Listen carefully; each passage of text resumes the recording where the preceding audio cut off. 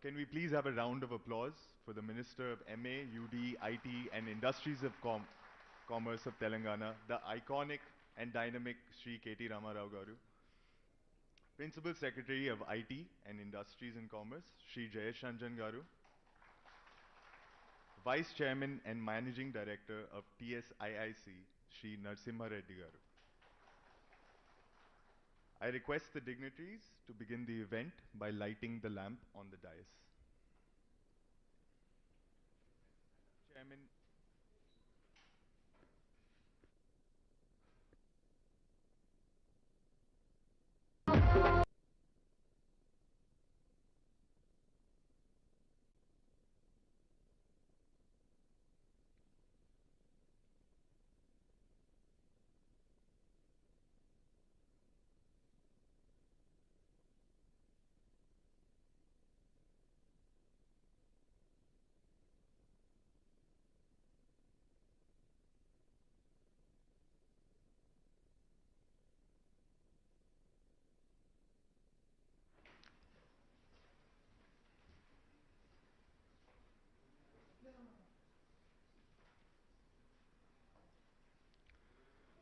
I now request our Managing Director, Srinivas Garimella Garu, to felicitate KT Ramarao Garu with a bonsai plant.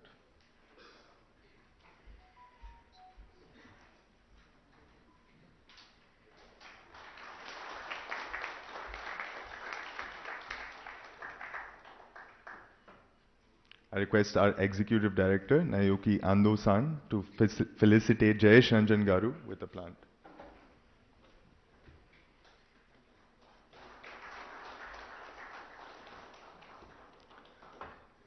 I request our Chief Officer for Manufacturing and Operations, Rudra Shibasham Garu, to felicitate Narsimha Reddy Garu with the plant.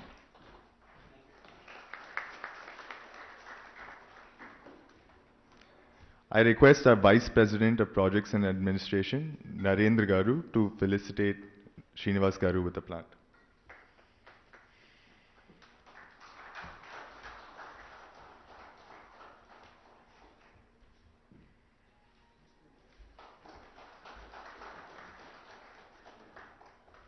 Request our Vice President of Sales and Marketing, Sandeep Garu, to felicitate Ando-san with the plant.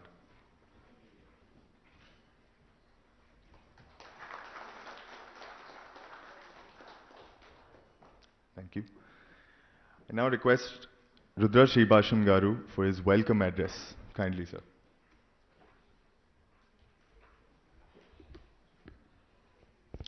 Good morning, ladies and gentlemen. On this momentous occasion, all of us are gathered here to witness the MOU signing ceremony between the Government of Telangana and DAIFUKU for setting up cutting-edge metal handling technology automation product manufacturing facility in the state of Telangana. I, Rudra Sribasham, Chief Officer, Manufacturing Operations, extend my warm welcome to Minister of Municipal Administration and Urban Development, Industries and Commerce and Information Technology, Sri KT Ramarao Garu, Principal Secretary of Industries and Commerce and Information Technology, Sri Jayesh Ranjan Garu, Vice Chairman and Managing Director, TSIIC, Sri Narsimha Reddy Garu, officials from the Government of Telangana, print and electronic media, stakeholders, suppliers and vendor partners, and of course, members from the DAIFUKU family. We sincerely appreciate everyone's presence in the landmark occasion of DAIFUKU setting up its largest manufacturing facility in the state of Telangana to cater to Indian market. And we look forward for the support of Telangana government and the stakeholders so that DAIFUKU can grow, thereby making our state and India proud. Thank you.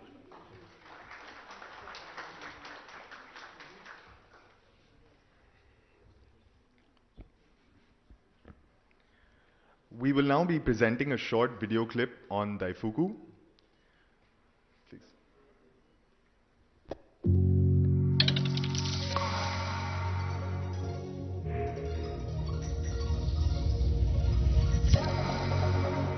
Material handling systems. Efficiently and effectively controlling the flow of goods, storing and delivering them to each process seamlessly.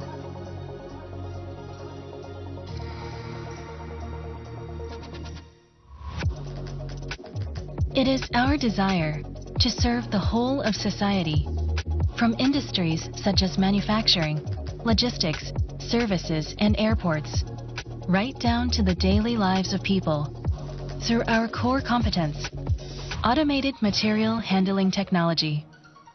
This continues to be DAIFUKU's vision.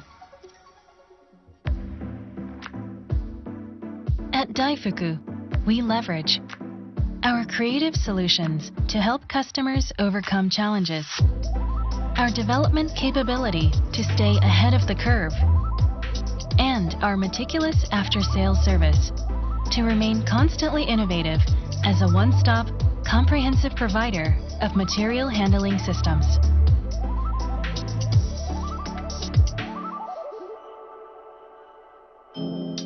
Our business comprises intralogistics, clean room, automotive, airport, auto wash, and electronics. We are continually introducing innovative products to fulfill the wide-ranging needs of our global customers.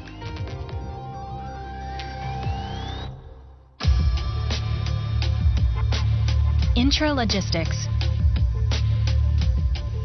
We provide solutions to address a broad range of customer needs in manufacturing, including the food, pharmaceutical, and chemical industries, as well as in distribution, such as retail, wholesale, e-commerce, transportation, and warehousing. We operate not only in Japan, but also in North America, Asia, and Europe, building state-of-the-art systems in each region.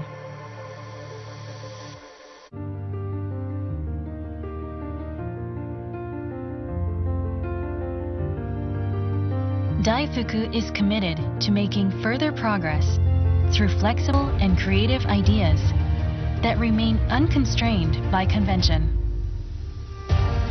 We strive to inspire society, deliver prosperity, and enhance well-being through our core competence, automated material handling technology. Automation that inspires. We are DAIFUKU.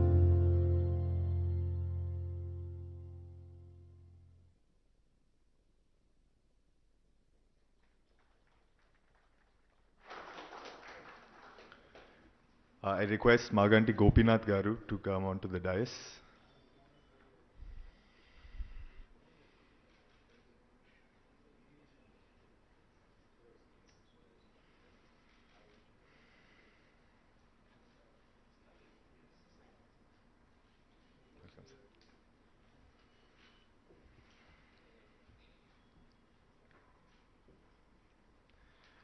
We will now be moving on to the event we have all gathered here for, the MOU signing ceremony between the Government of Telangana and DAIFUKU.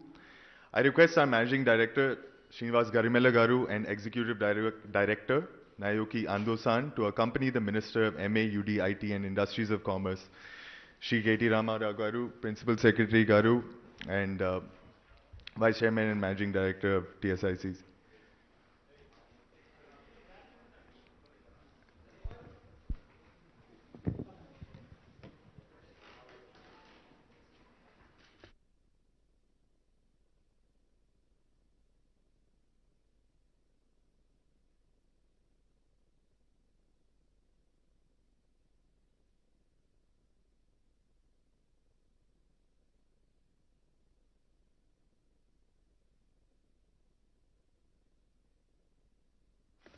Request Vishnuvardhan Reddy Garu to join the dais for the MOU exchange.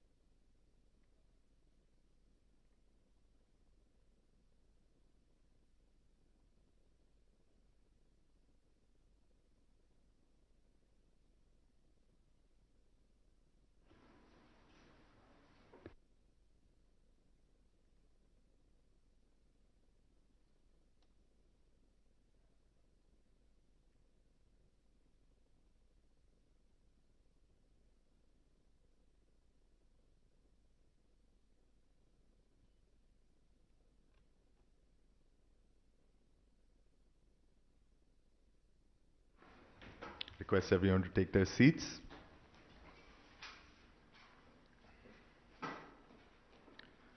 We will now be presenting mementos of our appreciation. I request Srinivas Garu to present KT Ramarao Garu with a memento.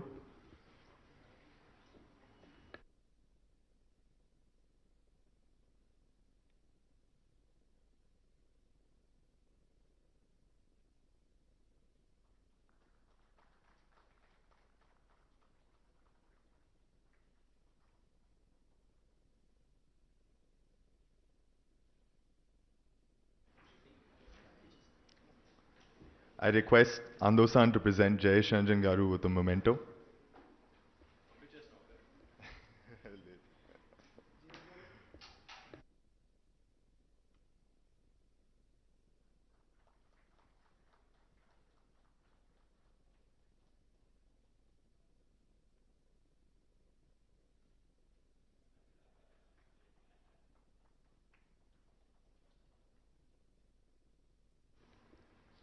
I request Rudra Garu to present Narasimha Reddy Garu with a memento.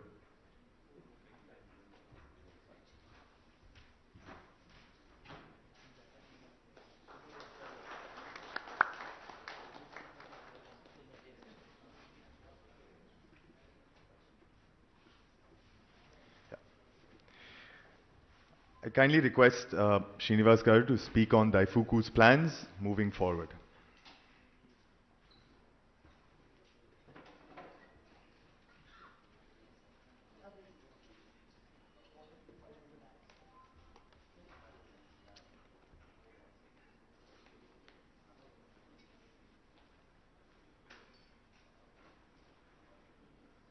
Please excuse me for a minute before I start off with drinking water.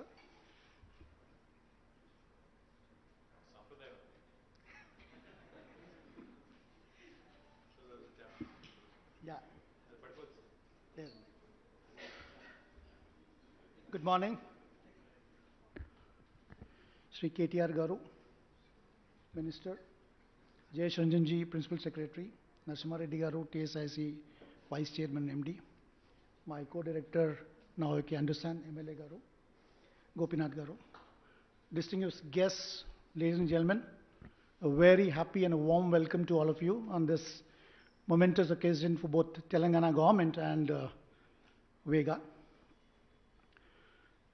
Last few years we have seen, I'm going to typically speak about DAIFUKU, what DAIFUKU has done or planning to do to transform the landscape, industrial landscape for India in terms of automation.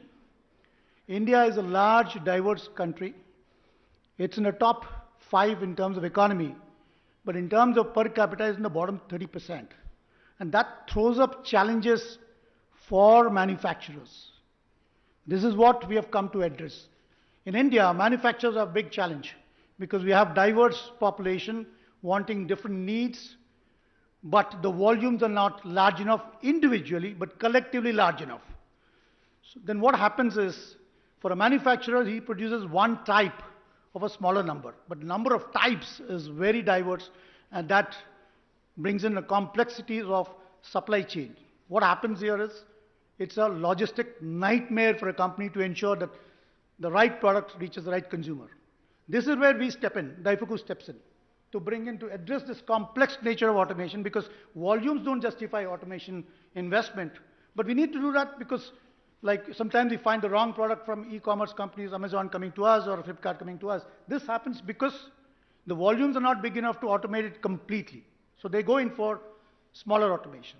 That's one of the reasons that DAIFUKU thought that India is now growing, the volumes are going to pick up in each segment, each SKU, and that's where we're going to step in.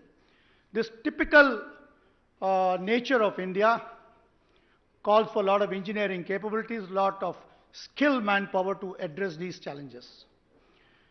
DAIFUKU is world's largest, top middle handling automation company with revenues more than 30, Indian terms, 38,000 crores, with 5 major divisions. 1 is intralogistics, 2 automotive, 3 clean room, 4 wash, auto wash, and 5 we have electronics. We are from the intralogistics division, so we are setting up our state-of-the-art manufacturing facility to bring in world-class Japanese products being manufactured And the Telangana government was kind enough to give us land at Chandan Valley. That's where we are planning to have this on a fast track.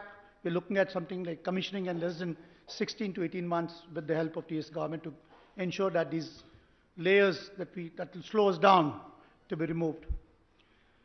In this particular, I've got two. Obviously, I'm a fan of KTR Garu, and he's been the largest, biggest brand ambassador of Telangana, and we have seen how Telangana is visibly changed last 7 years. We have seen that with our own eyes. Now here I've got two things. Our industry friends are here. I mean, from FTC, Bhaskar Reddy Garu and all others are here. And from TIF, Sudhir Reddy Garu are there. And Yeram Raju Garu, whom I admire, all these gentlemen who've been evangelizing manufacturing in Telangana. Here I've been with them for the last 15, 20 years, know them very well, know them personally. A couple of things that we need to look at, sir, for manufacturing especially. We need to bring in a manufacturing culture. I honestly would like, in what way I can be of help, please let us know, but we would like a couple of Amirpets to be coming up for manufacturing. Amirpet has, in a way, helped IT industry revolutionize. Right? They reskill, they upskill. The quality of skilling, let's leave that aside, but at least there is something available for people to reskill and upskill. So something like that is what we're looking at across. I mean, of course, TIF is working towards making that skill center. FTCC has already signed with Bhaskar Reddy last year, signed for a skill center. With these skill centers coming up, there's something that we need to have pockets of these skill centers all over Telangana. So that I'm talking about Amirpets all over Telangana. That will transform because manufacturing is going to generate the jobs that we want. Sorry for using this for evangelizing manufacturing, sir. That's because I want manufacturing to pick up. The second thing that I was talking about, I'll just give a little genesis about Vega, how we evolved. My colleague, my co-director who started companies here in the audience, Sai and I started about 19, 20 years ago as a micro industry in Cherlapalli. We asked for a certain amount of land, we got some of it. Within 3 years, we outgrew that. We had to approach TSIC for another land. Obviously, land next to it was not available, a little far away, but we took it because we're growing. Few years later, we ordered much more land. They said, Cherlapalli is filled. Please go to Pasha Malaram. Went to Pasha Malaram, and now we're filled. There's 5 acres of Pasha Malaram. There's choco block. There's nothing there. Boxes outside. Now I've asked for Chandan Valley. In this, what I'm trying to, wish from the minister is, perhaps a policy needs to come out where people, when they grow, they don't have to get out of the industrial estate. Because what happens is the ecosystem arbitrage or the landscape arbitrage is lost. So this is just a request, in whichever way we can be of help. Would love to help the Telangana government to work towards that. On that note, I again thank TS government for actually making it on fast track. Minister Garu took it on a fast track. I didn't expect this even to happen in such a short time. And a big round of applause to that. Jayesh Ranjan Garu, his first meeting with me was in his car. He couldn't find time, so we just hopped into a car. We got captive Jason. He's so busy, man, you just can't get him. We got him in a car for 45 minutes journey, and then that was good. Luckily, there was no phone calls, barring just 1-2 minutes call. And he cut all the layers for me to come to this stage quickly. So I thank him for that. Narasimha Reddy Garu, he gave the land I wanted. In the initial, he showed me all over the place. He showed me Lingampalli, he showed me Sultanpur, he showed me Chandan Valley, and we preferred Chandan Valley because it was already evolved and developed. So we took that land, and he was kind enough to give it immediately. So on that note, I thank the distinguished guests for coming such short notice. I just gave 2 days notice, and for honoring me and for gracing the occasion. Thank you so much.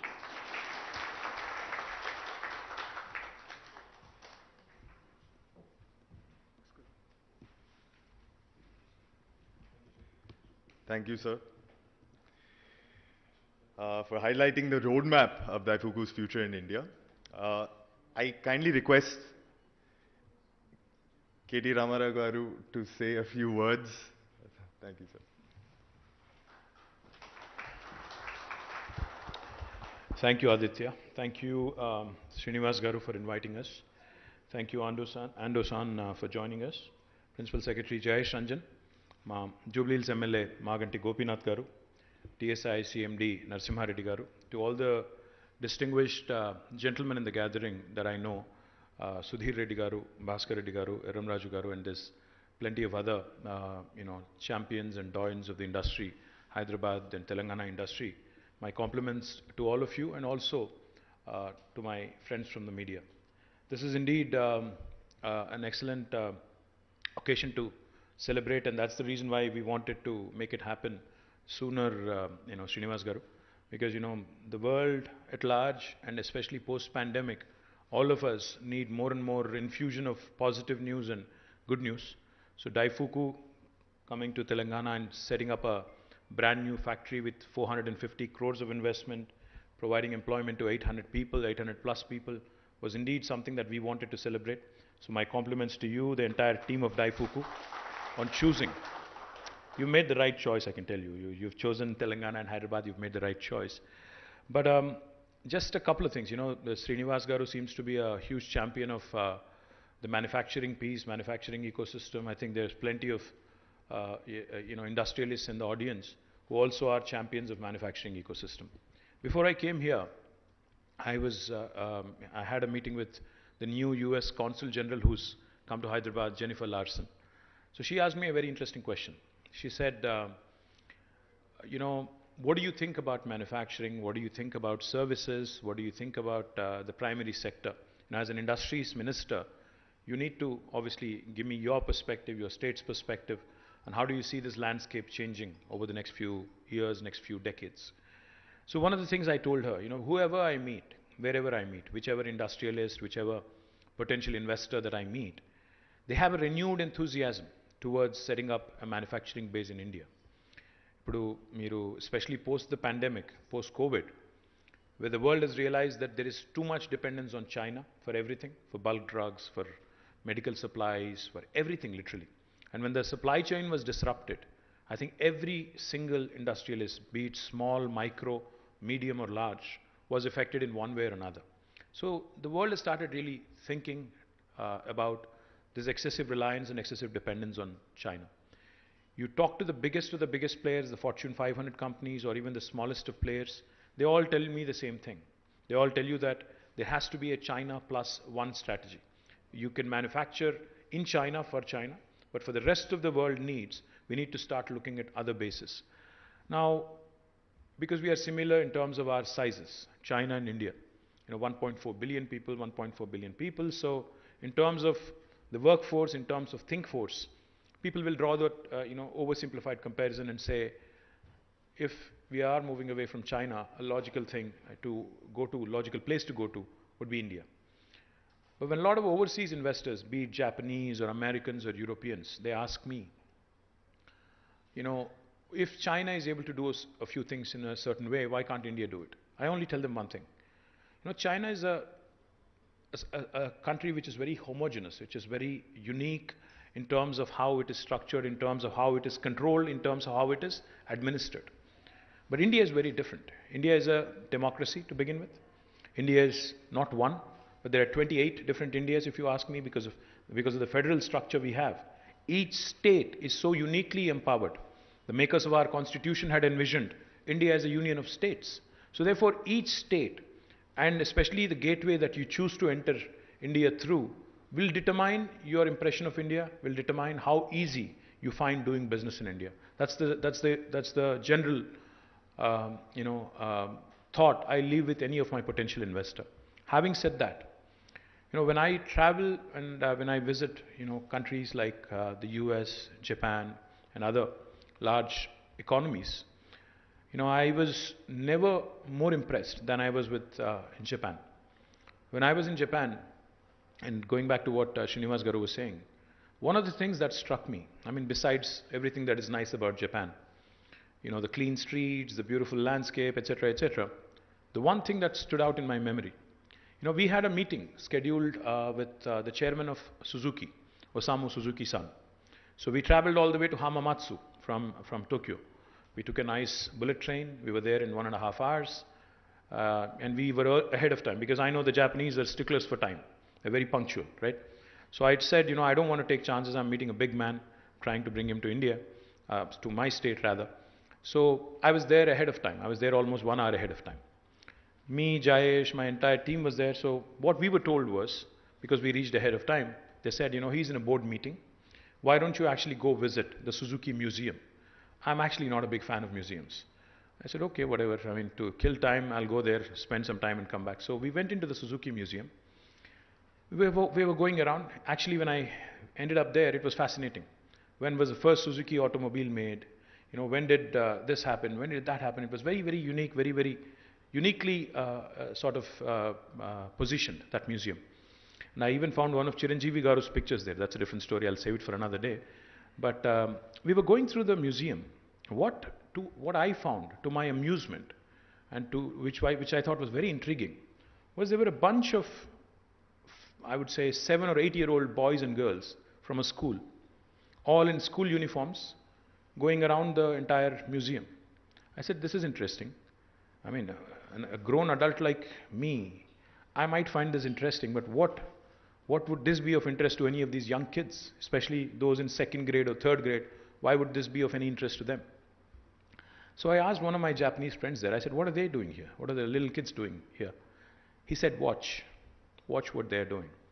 What they've been doing there is, which was so amazing later on when I realized, they actually were, of course, given the tour of the place, shown automobiles and how automobile evolution happened in Suzuki, etc., etc. Then later on, they were led to a kiosk. A kiosk, you know, like the vending machine that we have for soda and, you know, other snacks. Typically, that you'd run into in a hotel lobby or in your office. There was one such vending machine where the kid could go and pick the color of the vehicle, the make of the vehicle, customize it, and then click a few buttons, and out would come a car with the kid's name on it, with the specific model he wanted, with the specific thing he wanted. I said, so what is the lesson you're trying to, you know, impart to these kids here? He said, my Japanese friend said, design thinking, engineering from a very early age. We need to tell our kids that manufacturing really holds the key to the growth of the world, to the expansion of your thinking, and to the expansion of your abilities, because the world cannot do without, you know, we are all seated on furniture here. I'm speaking in a mic. Each of this is manufactured somewhere in the world. Each of this is designed in a certain way. So what they're trying to inculcate in those young kids is design thinking from a very early age, and also that importance that needs to be given to the manufacturing sector. You know, each of us, when we go back home, or even if you look around here, there's plenty of Japanese products, there's plenty of Korean products in your living room. Please go back and, when you go back home today, please look around. There is a Sony television, there is a Panasonic air conditioner, there is a Toyota vehicle possibly you're running, or a Honda. There is a Samsung phone that you may be using. There is a LG refrigerator possibly in your home. The point I'm trying to make is, what I admire about a country like Japan and companies like DAIFUKU is the amazing tenacity, the amazing resilience they've shown over the last few decades. Remember, Japan was the only nation in the world which had experienced the most tragic and most devastating atomic explosion, Hiroshima and Nagasaki. In spite of that, despite earthquakes, despite tsunamis, despite natural contours which are against, all the forces of nature are stacked up against them. But it's the human intellect, it's the brain that the Japanese have invested in. It's the humans that the Japanese have invested in that have really propelled them to be one of the largest economies in the world. In spite of having a very small population, with all the forces of nature stacked up against them, with even incidents like the Hiroshima-Nagasaki explosion, yet the Japanese today continue to rule the roost, continue to be a dominant force economically compared to the West and compared to Asia as well. Same applies to Korea. So the one thought, when Srinivas Garu says, we need to focus on manufacturing. Yes, we need to focus on manufacturing. But what I told the US Consul General is, we need to pick up the best elements from different parts of the world. India cannot, and India does not have the latitude. India does not have the luxury to grow at its own pace. You cannot miss this opportunity. You have to seize this opportunity. We are uniquely positioned now where the world is looking at different manufacturing, the world is looking at alternate manufacturing locations outside of China. If India has to latch on to this, we have to do what the US has done in the last 30 years in a span of next 10 years.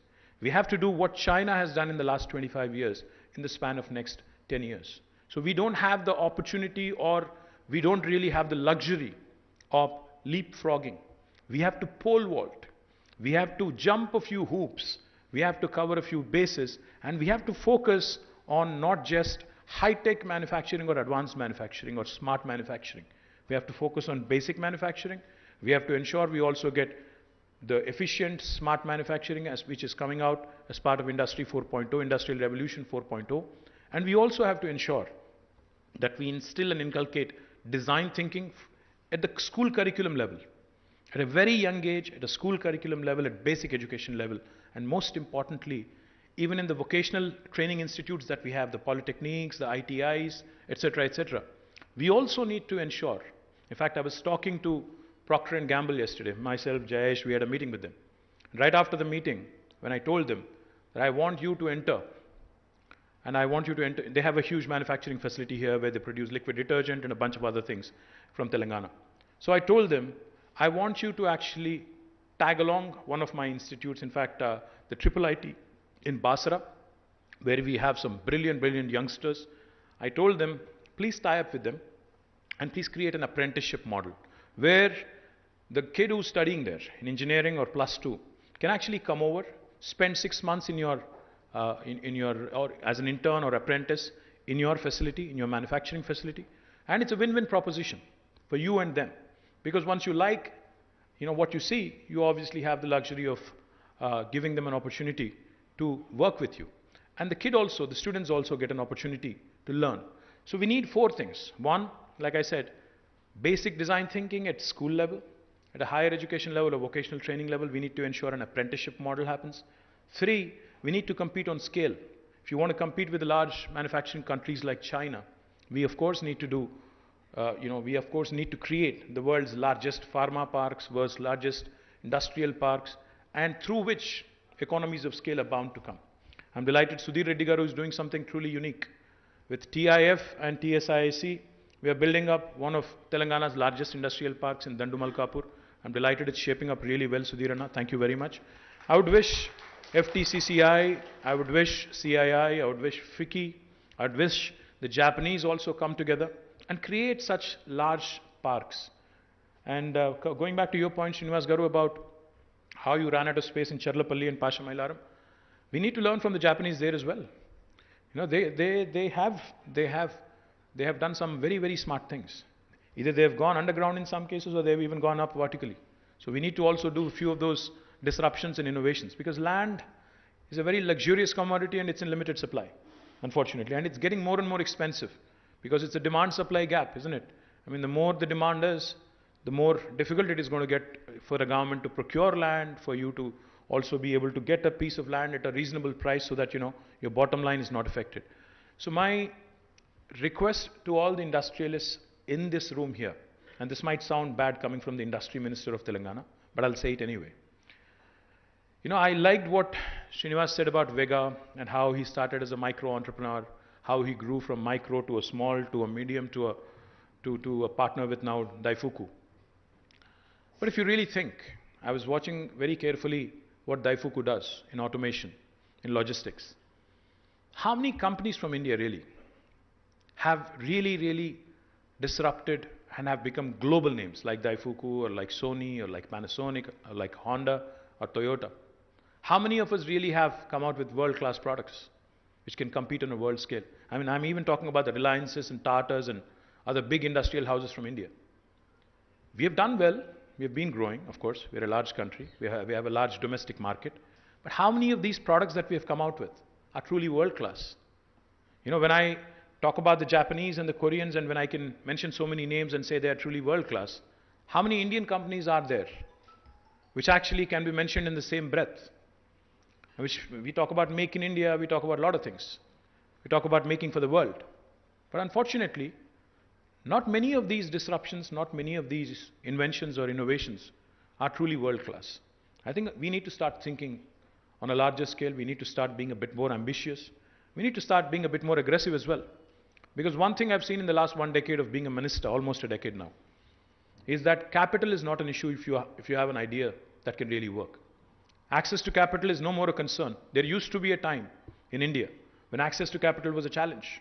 when the entrepreneurs were having a tough time raising money. But now, I think with the sort of government support, with the sort of capital flow that is coming in, with the world looking at us with renewed enthusiasm, Indian entrepreneurs need to make some bold moves. Indian entrepreneurs, and especially those entrepreneurs from Telangana who are sitting here, please think big. Please think aggressively. Please start thinking of products for the world, not just for India. So I welcome DAIFUKU, I welcome the entire manufacturing ecosystem here, and I am a truly strong believer that we have it in us to make world-class products. We have it in us to provide solutions for the world. So I wish you all the very best, and I'm, as the Minister from Telangana, as a state representative, I'm happy to be a partner in your growth story. So I welcome DAIFUKU, I welcome the entire team here. Thank you very much. Jai Telangana, Jai Hind.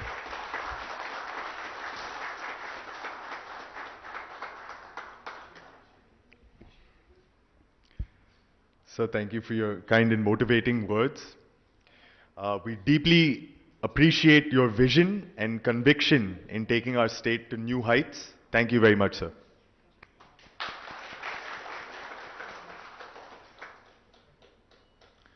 I now request our Vice President of Sales and Marketing, Sandeep Garu, to express DAIFUKU's gratitude for everyone's presence here today.